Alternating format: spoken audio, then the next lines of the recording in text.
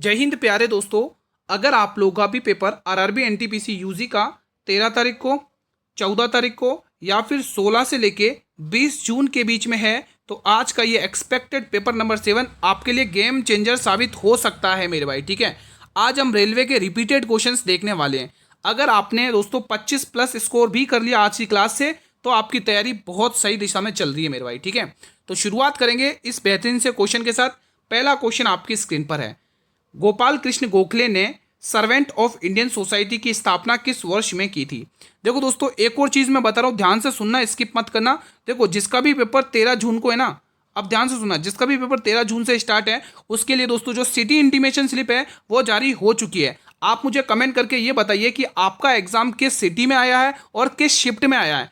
तो आप सभी से रिक्वेस्ट है, कमेंट में जरूर बताना। फिलहाल आप लोग इस प्रश्न का आंसर टिक कर लेंगे 1905 मेरे भाई। ठीक है, यहीं पर दोस्तों बंगाल विभाजन भी हुआ था, आप लोगों को पता ही है। क्वेश्चन नंबर 2, महात्मा गांधी जी ने डरबन में फिनिक्स आश्रम की स्थापना किस वर्ष में की थी? देखो दोस्तों, कंटेंट बेस्ट से बेस्ट प्रोवाइड करूंगा, आप टेंशन ना लें दोस्तों, तैयारी करते रहें, क्वेश्चन यहाँ से फंसेंगे 100% की गारंटी है। डेली रिवीजन करें, डेली क्लास लें। अब यहाँ पर 2 क्वेश्चन कवर हुए। महात्मा गांधी जी ने सबसे पहले फिनिक्स आश्रम की स्थापना की थी, कहाँ पर की थी? डरबन। और डरबन है कहाँ पर ये शहर? दक्षिण अफ्रीका में। और किस वर्ष में की थी, ये क्वेश्चन महत्वपूर्ण बनता है। तो यहाँ पे आपको क्या टिक कर लेना है, आपको गुरु 1904 में इसकी स्थापना की थी। ठीक है, चलिए अगला क्वेश्चन देख लेते हैं। तुजुक ए जहांगीरी मूल रूप से किस भाषा में लिखी गई थी? ये जो तुजुक ए जहांगीरी है ये मूल रूप से किस भाषा में लिखी गई थी? तो मेरे भाई ध्यान रखना, ये फारसी भाषा में लिखी गई थी। अगला प्रश्न, क्वेश्चन नंबर 4, थायरोक्सिन हार्मोन के उत्पादन के लिए थायराइड ग्रंथि को किस तत्व की आवश्यकता होती है? ये क्वेश्चन न जाने रेलवे ने अभी तक कितनी बार पूछ लिया है मेरे भाई। ठीक है, तो यहाँ पे एक ही जवाब आएगा फिर से, आयोडीन आपको टिक करना है। क्या टिक करोगे मेरे भाई? आयोडीन।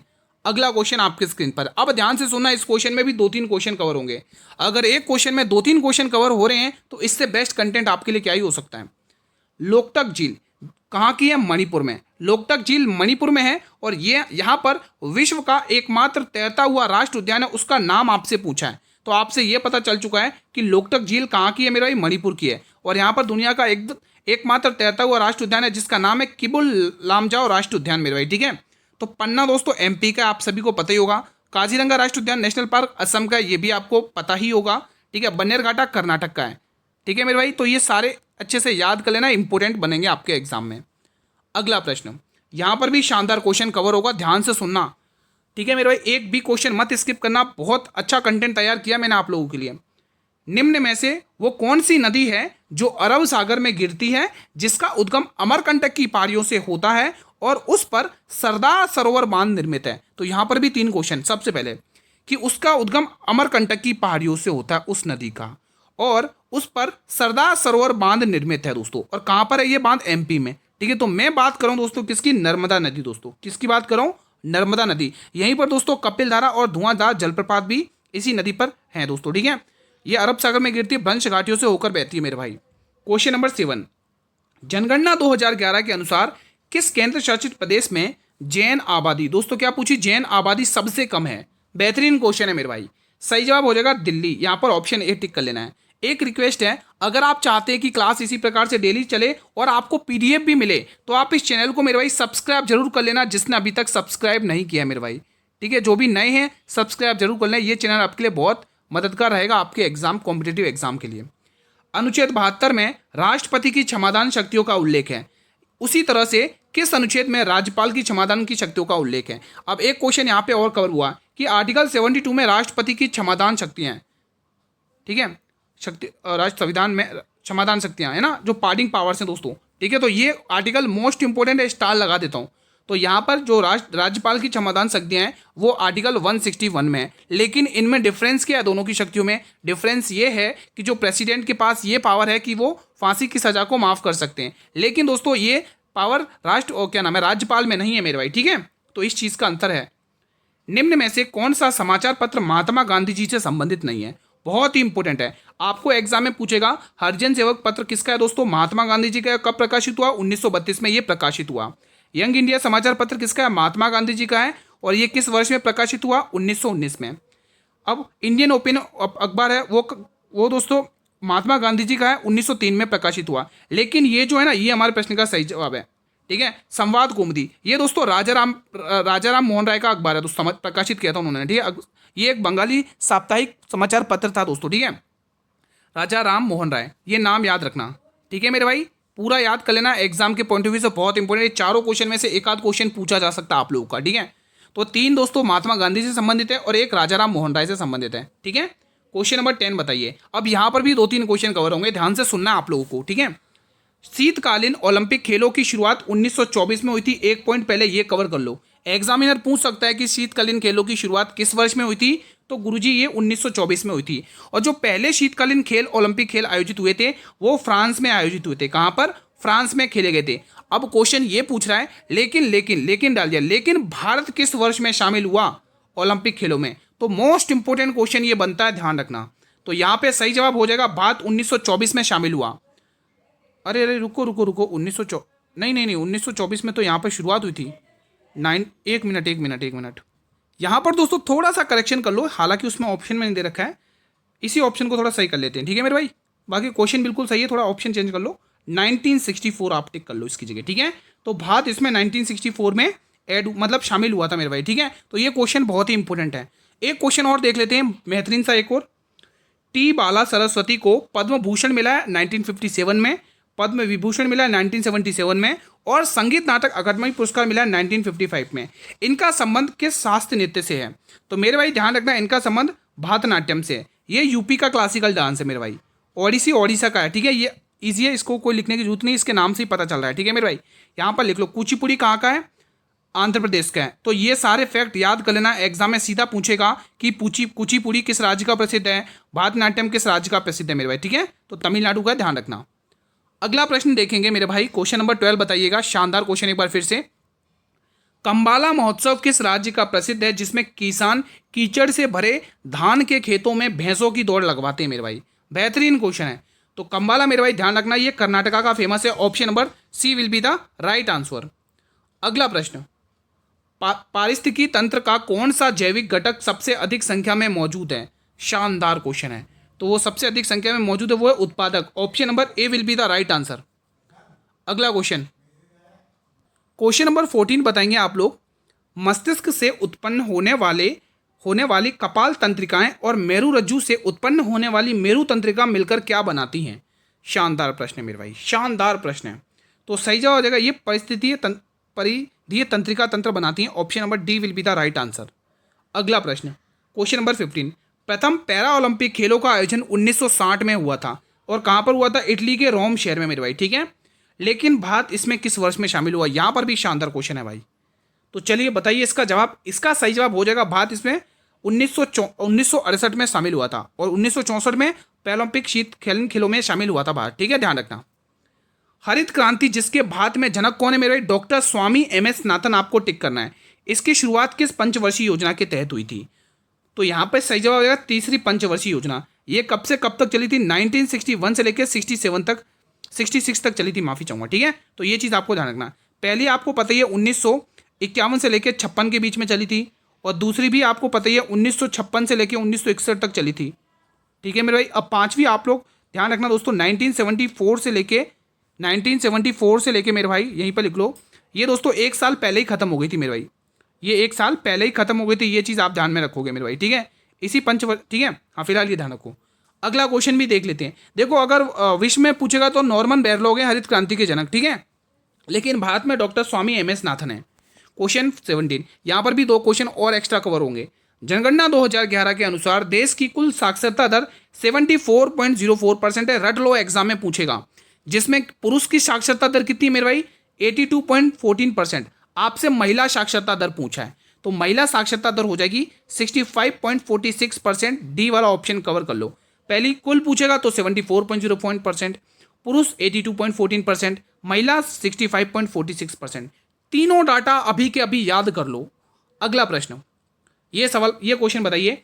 सिंधु नदी जो लद्दाख और जास्कर श्रेणियों के बीच में बहती है, इसकी सबसे बड़ी सहायक नदी कौन सी है? तो मेरे भाई ध्यान रखना, इसकी सबसे बड़ी सहायक नदी है चिनाब, जिस पर सलाल, बगलिहार और दुलस्ती बांध बने हुए मेरे भाई। चंद्र और भागा के नाम से आगे बढ़ती है हिमाचल प्रदेश में। ठीक है, और इसका प्राचीन नाम अस्किनी है। तो ये सारी बातें याद रखना मेरे भाई, ठीक है। क्वेश्चन 19, वेदों में सबसे पुराना वेद जिसमें 10 मंडल हैं, 1028 सूक्त हैं और 10,580 ऋचाएं हैं, इसकी रचना लगभग किस वर्ष पहले हुई थी? तो ध्यान रखोगे इसकी रचना लगभग 3500 वर्ष पहले हुई थी, ऑप्शन नंबर सी। अगला प्रश्न, पुष्यमित्र शुंग ने किस वर्ष में अंतिम मौर्य सम्राट बृहद्रथ की हत्या करके शुंग वंश की स्थापना की थी? हमें एक चीज पता चल चुकी है कि पुष्यमित्र शुंग ने ही दोस्तों शुंग वंश की स्थापना की थी मेरे भाई। और हत्या किसकी करी थी? बृहद्रथ। किसकी हत्या करी थी? बृहद्रथ दोस्तों, ठीक है। तो ये चीज आपको ध्यान में रखना है। फिर यहाँ पे दोस्तों आप कब इसकी स्थापना हुई थी दोस्तों? 180 ईसा पूर्व की 185 ईसा पूर्व। हिंट है दोस्तों, आप लोग बता सकते हैं। तो यहाँ पे आपको सी वाला टिक करना है, 185 ईसा पूर्व, ठीक है। तो यहाँ पे सी वाला ऑप्शन आपको टिक कर लेना है। अगला प्रश्न देखेंगे आप लोग यहाँ पर, क्वेश्चन 21, फलों और बीजों में निम्न में से किस पादप हार्मोन की उच्च सांद्रता होती है? ये बहुत इंपॉर्टेंट क्वेश्चन है। तो जवाब आएगा साइटोकाइनिन, ऑप्शन नंबर सी। अगला प्रश्न, जनवरी 2026 में प्रधानमंत्री नरेंद्र मोदी ने किस शासन और निगरानी मंच की 50वीं उच्च स्तरीय बैठक की अध्यक्षता की है? देखो करंट अफेयर का अहम योगदान रोल रहेगा दोस्तों आपके एग्जाम में, ठीक है। तो चलिए बताइए, देखो जिसका भी एनटीपीसी यूजी का 14 जून को पेपर है ना मेरे भाई, 14 जून को, तो उसके लिए दोस्तों वेट करना पड़ेगा आज का, ठीक है। कल आपकी दिख जाएगी सिटी इंटीमेशन स्लिप, लेकिन जिसके 13 जून का उसकी एक्टिवेट हो चुकी है वो अपना सिटी इंटीमेशन स्लिप देख सकते हैं। यहाँ पर आपको ऑप्शन नंबर बी टिक कर लेना है, ठीक है मेरे, प्रगति आपको टिक कर लेना है। अगला क्वेश्चन देखेंगे आप लोग यहीं पर, जनवरी 2026 में संपन्न छठे खेलो इंडिया विंटर्स गेम की विजेता टीम कौन सी है? ये भी शानदार क्वेश्चन है भाई। तो यहाँ पे दोस्तों इंडियन आर्मी आपको टिक करना है, भारतीय सेना, ठीक है। अगला प्रश्न देखेंगे आप लोग यहीं पर, कोलकाता में विलियम जोन्स, ठीक है, विलियम जोन्स ने एशियाटिक सोसाइटी ऑफ बंगाल की स्थापना किस वर्ष में की थी? यानी हमें एक चीज, 2 क्वेश्चन यहाँ पर फिर से कवर हुए। सबसे पहला क्वेश्चन कि विलियम जोन्स ने ही दोस्तों एशियाटिक सोसाइटी ऑफ बंगाल की स्थापना की थी, और कहाँ पर की थी? कोलकाता में की थी मेरे भाई, ठीक है। और आपको पूछा इसने कि किस वर्ष में की थी, तो जवाब के रूप में आएगा 1784 में की थी मेरे भाई, ठीक है। तो ये चीज आपको ध्यान में रखना है। सरोजनी नायडू भारत की पहली महिला कांग्रेस अध्यक्ष किस वर्ष में रही थी मेरे भाई? अरे याद करो मेरे भाई, 1925 का कानपुर अधिवेशन। कौन सा अधिवेशन था मेरे भाई? कानपुर अधिवेशन, ठीक है, कानपुर अधिवेशन हुआ था मेरे भाई, ये आपको ध्यान रखना है। 1931 का आपको कराची अधिवेशन ध्यान है दोस्तों, जहां पर सरदार वल्लभ भाई पटेल ने अध्यक्षता की थी। और 1924 का जो बेलगांव अधिवेशन ध्यान है दोस्तों, कर्नाटक में हुआ था, जहां पर महात्मा गांधी जी ने अध्यक्षता की थी। जनवरी 2026 में आयोजित एशियाई फुटबॉलर परिसंघ वार्षिक पुरस्कार और सम्मेलन में best mains of the year का अवार्ड किसे मिला है? शानदार क्वेश्चन आपके स्क्रीन पर है। तो जवाब के रूप में आएगा अकरम अफीफ, ठीक है। Option number B will be the right answer. अगला प्रश्न, भारतीय संविधान का कौन सा अनुच्छेद कृषि और पशुपालन से संबंधित है? शानदार क्वेश्चन है भाई, बताइए इसका सही जवाब क्या होगा? इसका सही जवाब आर्टिकल 48 हो जाएगा। देखो आर्टिकल से रिलेटेड क्वेश्चन अच्छे से पढ़ लेना, अनुच्छेद, जो भी इंपॉर्टेंट अनुच्छेद होंगे। हालांकि मैं करवा दूंगा, आप निश्चिंत रहें, आप डेली क्लास अटेंड करेंगे तो बेस्ट रिवीजन दूंगा आप लोगों को, ठीक है। पर ये ध्यान रखना, 7 बजे आपकी इवनिंग में मैथ और रीजनिंग की क्लास आती है। इसके 1 घंटे बाद दोस्तों आपकी किसकी आती है? फुल पेपर देखते हैं हम 8 बजे। भारतीय संविधान के किस अनुच्छेद के तहत राज्य को समाज के कमजोर वर्गों के आर्थिक हितों को बढ़ावा देने आवश्यक है? कौन सा आर्टिकल है मेरे भाई? यहां पर भी शानदार क्वेश्चन है। सही जवाब हो जाएगा आर्टिकल 46, आपको टिक कर लेना है। अगला क्वेश्चन, चेराव नृत्य जो बांस की छड़ियों का उपयोग करके किया जाता है किस राज्य से संबंधित है मेरे भाई? ये लोक नृत्य बहुत इंपॉर्टेंट है मेरे भाई, आपको ध्यान में रखना है। ये नृत्य मेरे भाई मिजोरम से संबंधित है, ऑप्शन नंबर सी। अगला प्रश्न, सिद्धि धमाल नृत्य भारत में मुख्य रूप से किस राज्य में रहने वाली सिद्धि जनजाति द्वारा किया जाता है? सिद्धि धमाल मेरे भाई इजी क्वेश्चन आप लोगों ने कर लिया होगा। चलिए बताइए इसका आंसर। देखो धमाल नृत्य अलग है, पंजाब का है, ठीक है, ध्यान रखना। लेकिन यहाँ सिद्धि धमाल पूछा, कंफ्यूज मत हो जाना, ठीक है मेरे भाई। तो यहाँ महाराष्ट्र आपको टिक कर लेना है।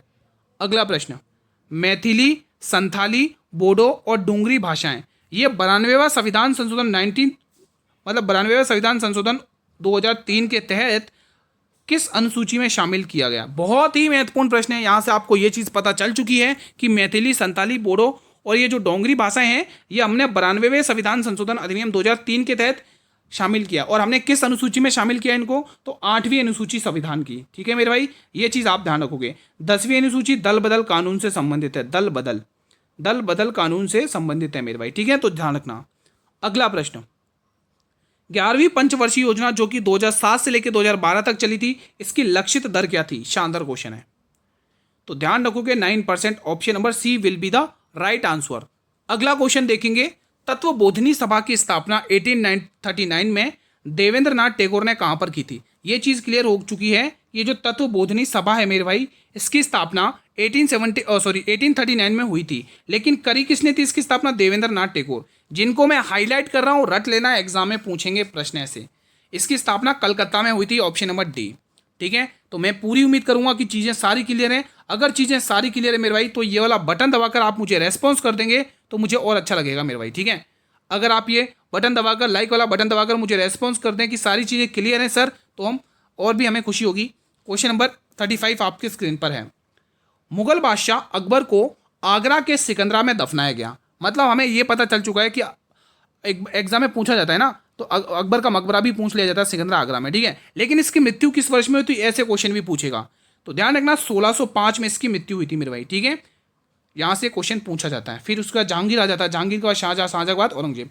ठीक है, तो 1707 में किसकी हुई थी मेरे भाई मृत्यु? औरंगजेब की। यहीं पर लिख लो, औरंगजेब मृत्यु।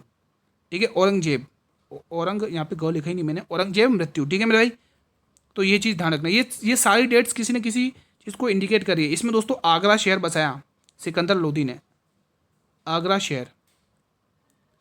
ठीक है मेरे भाई, यहाँ पे A option will be the right answer. मैंने सर्कल तो किया ना, ऑप्शन ए टिक कर लो। ठीक है, अगला क्वेश्चन, पानीपत का पहला युद्ध 1526 में लड़ा गया था बाबर और इब्राहिम लोदी के बीच में, जिसमें बाबर जीत जाता है। पानीपत का दूसरा युद्ध 1556 में लड़ा गया था अकबर और मेदिनी राय, अकबर की सेना और हेमू विक्रमादित्य के बीच में, जहां पर अकबर की सेना जीत जाती है, हेमू विक्रमादित्य हार जाता है।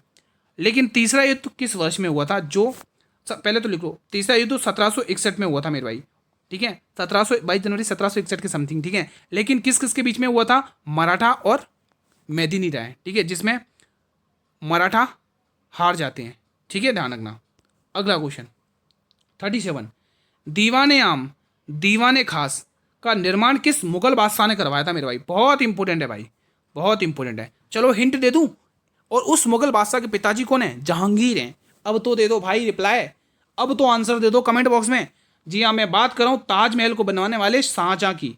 ठीक है, मयूर सिंहासन को बनवाने वाले शाहजहां की बात हो रही है मेरे भाई। ठीक है, तो यहाँ पे बी वाला ऑप्शन बिल्कुल सही जवाब हो जाएगा।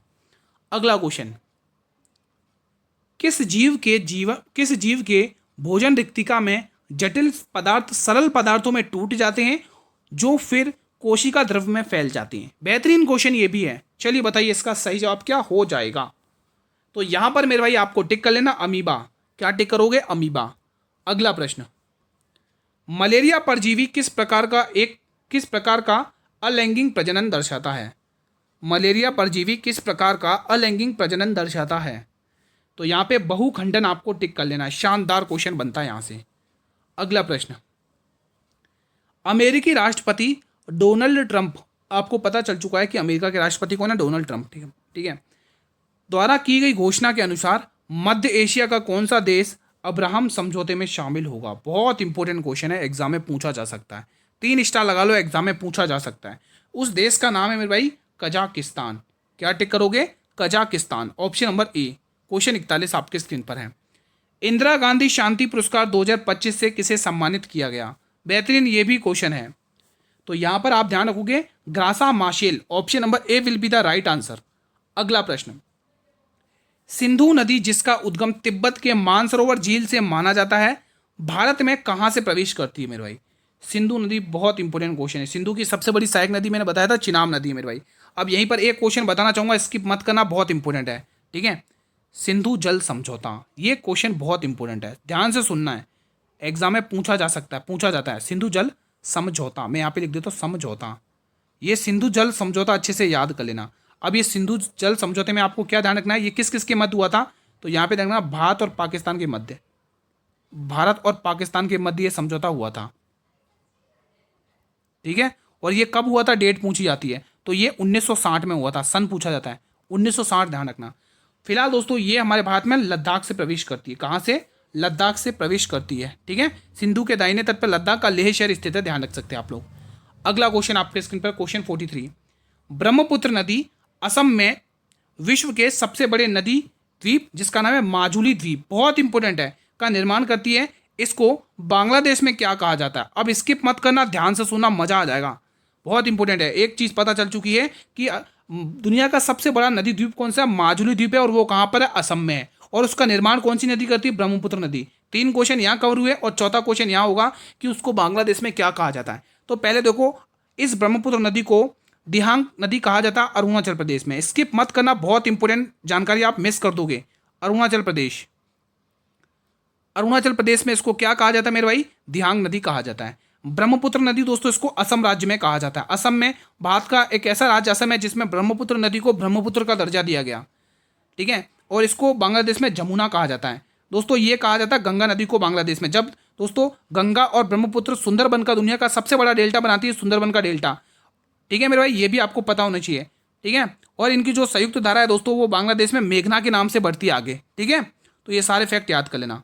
फिलहाल मेरे भाई यहाँ पर आप लोगों को टिक करना है ऑप्शन नंबर सी, बांग्लादेश में इसको जमुना कहते हैं और गंगा को पद्मा कहते हैं। क्वेश्चन 44, अब ध्यान से सुनना। ओणम त्योहार जो कि 10 दिनों तक मनाया जाता है दोस्तों, ध्यान रखना।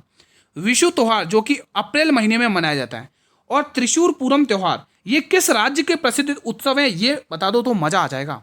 तो सही जवाब हो जाएगा ये है केरल के। Option number A will be the right answer. अगला और अंतिम प्रश्न, गिद्धा, भांगड़ा, धमाल, झूमर और जागो नृत्य ये किस राज्य के प्रसिद्ध हैं? इनमें से एक 100% टपकेगा आपके एग्जाम में, 100% आपके एग्जाम में एक टपकेगा, ठीक है। तो यहाँ पे आपको ये सब पंजाब के हैं, ध्यान रखना। मैंने अभी बोला सिद्धि धमाल गुजरात का है, लेकिन यहाँ पे ये पंजाब का पूछा है, ठीक है। तो बी ऑप्शन सही जवाब हो जाएगा। फिलहाल मेरे भाई आज का सेशन यहीं पर वाइंड अप करते हैं। कैसा रहा आप लोगों का रिवीजन? इस प्यारे से कमेंट के माध्यम से आप मुझे बताएंगे कमेंट बॉक्स में कि कैसा रहा रिवीजन। आप मुझे ईमानदारी से बताइए 45 में से आपने कितना स्कोर किया है। सारी चीज़ें क्लियर है, ओके रिपोर्ट है, तो ये बटन दबाकर मुझे रेस्पॉन्स तो कर दो कि सारी चीज़ें क्लियर हैं। और एक छोटी सी रिक्वेस्ट है, वीडियो को शेयर भी कर लो मेरे भाई। फेसबुक, व्हाट्सअप, इंस्टाग्राम, टेलीग्राम, इन सभी के जरिए आप वीडियो को शेयर कर सकते हैं, ठीक है। जिनका भी पेपर दोस्तों 13, 14, 16 से 20 जून में, उन तक शेयर करें। और हाँ दोस्तों, 13 तारीख को जिसका भी पेपर है उसकी सिटी इंटीमेशन स्लिप जारी हो चुकी है। आप मुझे कमेंट करके बताइए आपका पेपर किस सिटी में है और किस शिफ्ट में है मेरे भाई, ठीक है। और दोस्तों एक और इंपॉर्टेंट, अगर आपने चैनल को सब्सक्राइब नहीं किया तो चैनल को सब्सक्राइब जरूर कर लेना मेरे भाई, ठीक है। इसके 1 घंटे पहले मैंने गणित रीजनिंग की क्लास अपलोड की है, उसे जरूर देख लेना मेरे भाई, ठीक है। कल मिलते हैं एक और नई वीडियो में, तब तक के लिए जय हिंद, जय भारत।